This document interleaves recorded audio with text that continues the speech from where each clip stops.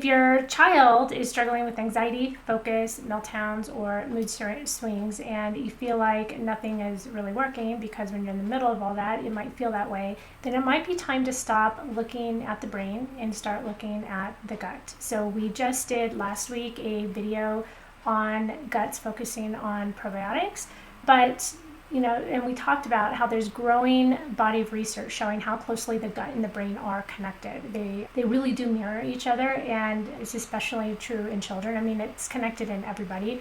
And when that connection is off, it doesn't just affect digestion, it's going to affect behavior and emotions and learning and mental resilience. Hi, my name is Lisa Ann Garcia, and I do help people optimize their brain health so they can feel calm, focused, and productive. And if that feels like something or sounds like something that you want more of in your life, then go ahead, please, and hit that subscribe button. Click the notification bell so you don't miss any of the tools and education that I will be sharing each week. And today we are going to talk about the gut-brain axis in children and how it influences everything from anxiety to focus and emotional regulation.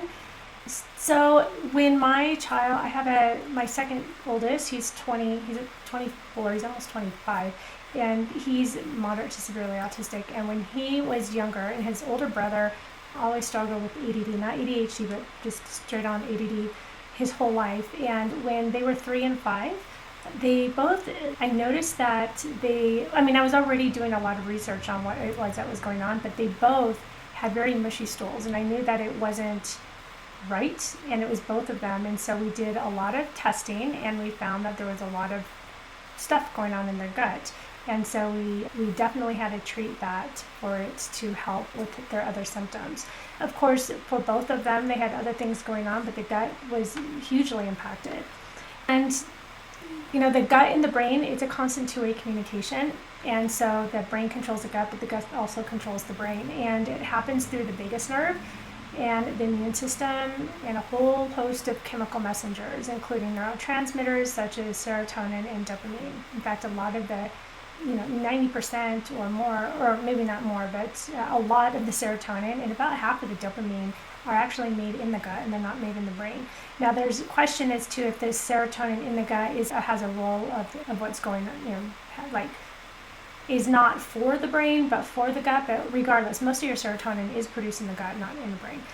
And these are the chemicals, that regulate things like motivation, mood, impulse control, and focus. So when a child has an imbalanced gut due to things like antibiotic use, poor diet, birth history, stress, or even food sensitivities, it affects the production and the regulation of those neurotransmitters. It also increases inflammation, which can make the nervous system more reactive and less able to adapt. That can look like things like anxiety or separation distress. My children all had that actually when they were little. Trouble focusing or sitting still, emotional outbursts or meltdowns over small things, sensory sensitivities, poor sleep, constipation, loose stools, and frequent stomach aches. So it's basically, we just need to be able to recognize the child's symptoms as signals, right? Because the children, they're just having a hard time. Whatever they're expressing, it's a signal as to what is really going on. They don't give you a hard time on purpose, right? If they are having a tantrum, they don't want to have a tantrum, but they've just lost control of everything that they're experiencing and feeling. So how can we start supporting that gut-brain connection? We can simplify their food environment. Sometimes you have to be restrictive in the beginning on their diet, but not necessarily. You don't necessarily have to start there. Look at the basics. You need to remove all the artificial dyes. You need to cut back on all the ultra-processed snacks. Reduce any added sugar. The glyphosate is in a lot of our food, and it just ruins the gut lining and disrupts the microbiome, all of that stuff that's not food. So if it didn't grow as a plant or as an animal, if it wasn't alive at one time, you shouldn't be eating it. And even just focusing on whole one ingredient foods at one meal a day is just a really great start. A carrot, right? Or even fruit. Or if you're gonna give breads, then make sure that it was a really homemade type bread and not bread that just came from a bag, because there's gonna be a lot of stuff in there that you don't want.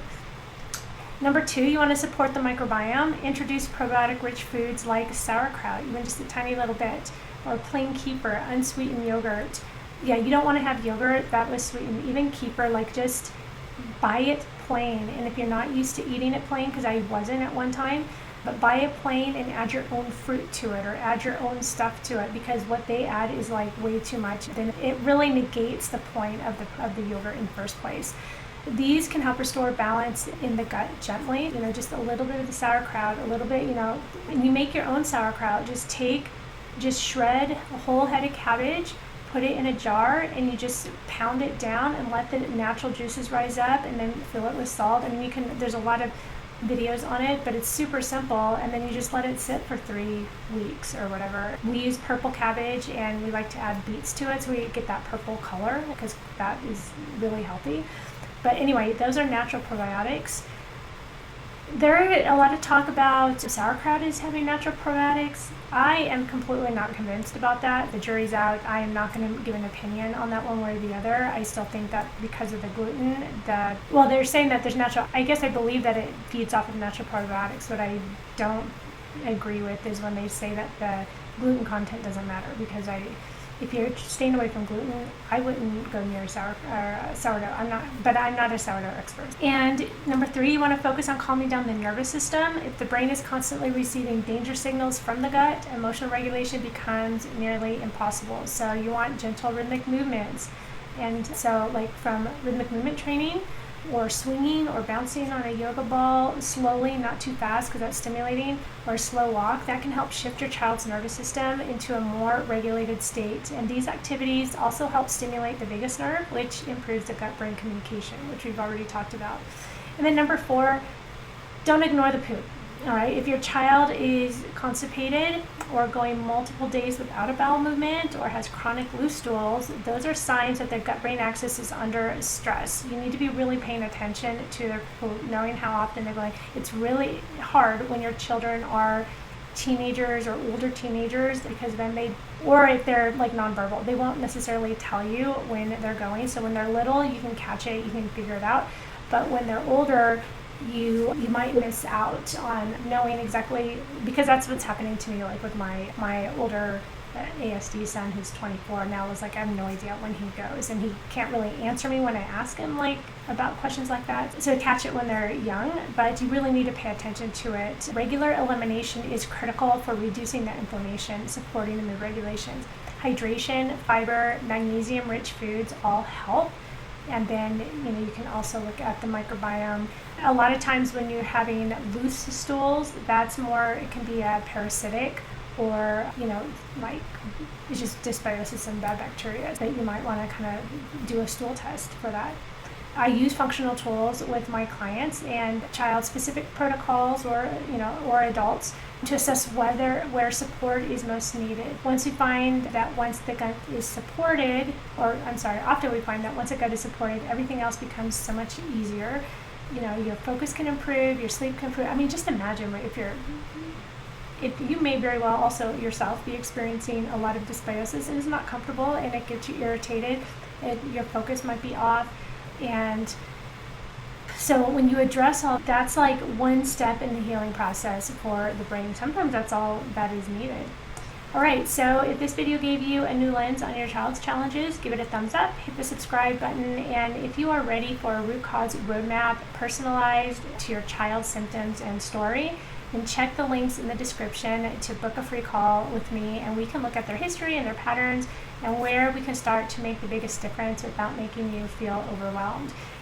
Your child doesn't need to be fixed. They need support in the right systems. They're acting out because they're having a hard time, and the gut-brain connection is often where the healing begins.